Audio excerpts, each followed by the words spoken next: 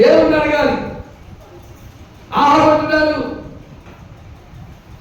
అయ్యా 450 మంది మా ప్రవక్తలు ఉన్నారు, మా ప్రవక్తలు చెప్పారు. వాళ్ళు ఏం చెప్పారంటే, రాత్రి ప్రభు మాట్లాడాడు కదా, ఏం మాట్లాడా మర్చిపోయారు అప్పుడే.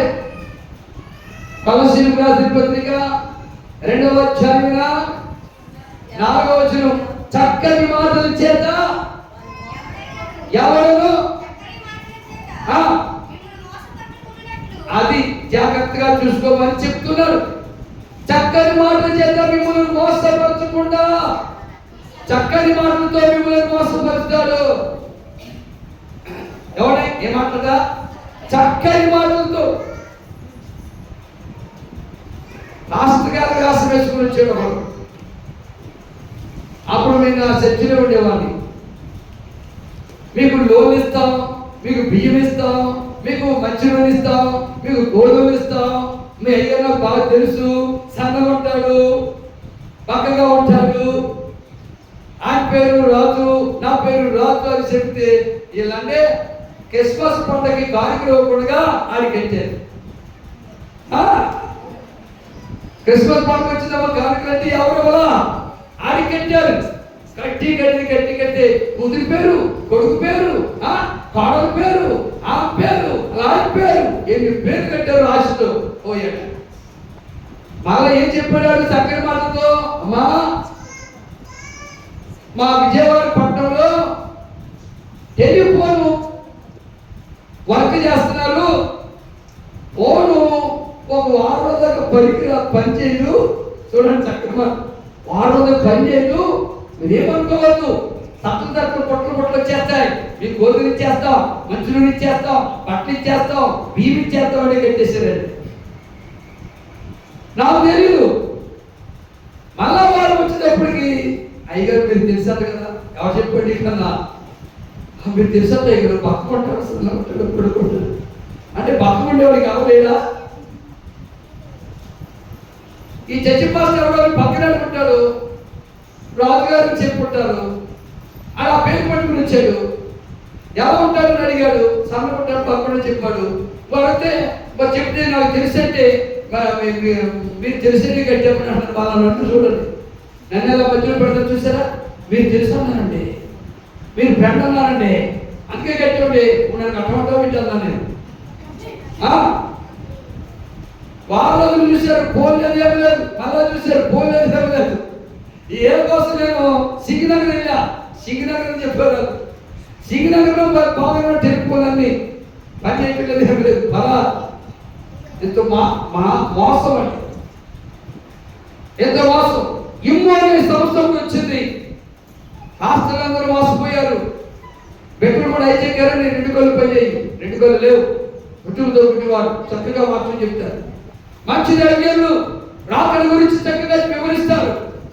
అలాంటి అడిగిన మోసపోతే ₹1,00,000 కట్టించాడండి. ఆమె బంధువులు దోపేమని కదా, సేవకుడికి ఎందుకంటే డబ్బు ఆశ. నువ్వు దేవుడు సేవ చేయడానికి వచ్చావా, ఇలాంటి డబ్బులు కట్టించడానికి వచ్చావా? ఎందుకు వచ్చావు నువ్వు? ఎందుకు పిలుచుకున్నావు నిన్ను దేవుడు? ఎందుకు నీకు జ్ఞానం ఇచ్చాడు? కక్కుర్తేవారమా? అందరు బట్టి ₹1,00,000 కట్టించాడండి. చాలా మంది ఆశ్చర్యపోయి, గుడ్డోడైనా కానీ ₹1,00,000 కట్టించాడండి. అండర్గ్రౌండ్ లో దాక్కున్నాడు వెళ్ళిపోయి. వాడు పరారైపోయాడు కోట్లు తీసుకుని. ఓ భాస్కర్ గారు, నాకు తెలిసిన భాస్కర్ గారు, రాజు నువ్వు చెబితే అందరూ కడతారట, నేను మాత్రం చెప్పను, ఇవన్నీ దొంగ అని చెప్తే దొంగ రాజు వాళ్ళకి ఇచ్చినా వాళ్ళు చూశారు, వీళ్ళకి ఇచ్చినా వీళ్ళు చూశారు అన్నాడు. ఏమండి కంచేశారా? భాస్కర్ గారి చర్చిలో పిలిపించి, రాజయ్య గారు మాకు నమ్మకం, ఆయన కట్టబట్టే కడతా ఉన్నారు. నేనన్నా నాకే సంబంధం లేదు, వాళ్ళు డబ్బులు ఇచ్చారు మాత్రం కరెక్టే, వేరే డబ్బులు ఇచ్చారు మాత్రం కరెక్టే, ఆ ఊరు డబ్బులు ఇచ్చారు కరెక్టే, 3 ఇచ్చారు 30 మంది దగ్గర కొడతారు నాకు తెలియదు అన్న. 5 లక్షలు తీసుకొచ్చారండి వాళ్ళు. వాళ్ళు ఏమంటున్నారు, మీకు దర్శనం పంపిస్తాం, నాకు ఎదేస్తున్నారు. ఏమిటారట? నీకు దర్శనం పంపిస్తాం. ఈ అంటున్నారు, మేము నీకు దర్శనం పంపిస్తాం. ఒరే 2 దర్శనం భాగాలు మనసేమంటుంది, అబ్బా ఇంత సంపాదనకి ఎక్కడేదా? ఎవడే? ఎంత సంపాదన ఎక్కడేదా? మనసు లాగుతుంది, నోరు మనస. ఎందుకు తొందరపడతాం? నేను ఒకే మాట ఉన్నా, నాకు సంబంధం లేదు. పాస్టర్ గారు వాళ్ళు కడితే మీరు కట్టించుకోండి, వాళ్ళు పాస్టర్ గారు ఇద్దరు నమ్ముకుంటే మీరు కట్టండి అన్న. 5 లక్షలు వెనక్కి తీసుకున్నారు. ఈయన గుట్టగలేపుతున్నాడు, నాకు బాగా తెలిసిన పాస్టర్ గారు. రాజు 5 లక్షలు నువ్వు పంచాయతీ కొట్టుకోమంటున్నాడు. నాకు తెలియదయ్యా అన్నా. అర్ధరాత్రి వార్త వచ్చిందండి. ఆ రోజు అర్ధరాత్రి తెల్లారి వార్త వచ్చింది. బాసర్ గారు ఫోన్ చేసి పిలిపించాడు, పేపర్ రాసి చేపిస్తాడు.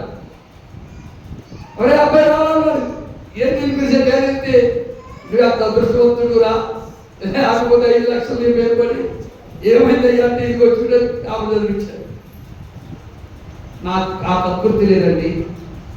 నాకు దేవుడు అంటే నీడు ఏమండి రాష్ట్ర వ్యాసాలు తెచ్చుకొచ్చి కోట్లండి చాలా మంది.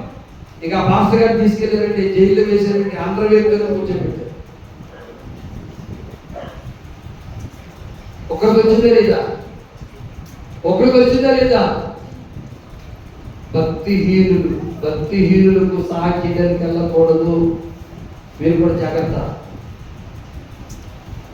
అక్క అయినా కానీ, తమ్ముడైనా కానీ, అన్నయ్యైనా కానీ, కొడుకైనా కానీ, పాలైనా కానీ, ఎనీ పర్సన్ ఎవరైనా కానీ భక్తిహీనులకు సహాయం చేయడానికి వెళ్తే ఏమవుతుందా? చదవడం మాట, నీవు భక్తి